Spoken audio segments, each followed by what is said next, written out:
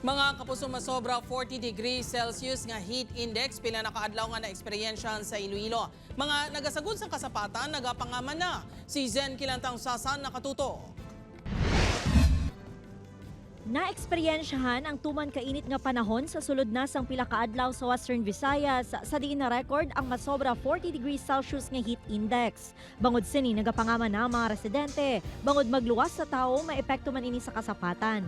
Si Nanay Bienvenida ginakurong sini ang mga pabo agud hindi matamaan sang init. Masamay man sini nga ginailisan ang ila tubig. Ang iya mga manok ginasagod man sini sang maayo. Islan mo ka tubig kuno kung kuan nasirakan di adyan ka ano mo ka ano gani kang adlaw.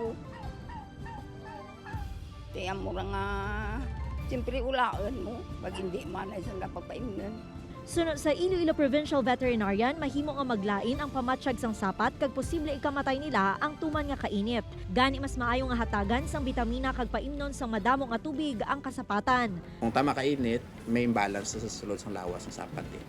So amo na siyang kinahanglan i-correct naton kung hatag kita sang electrolytes sa ila, tubig and i-improve ang ventilation sa imong mga farm.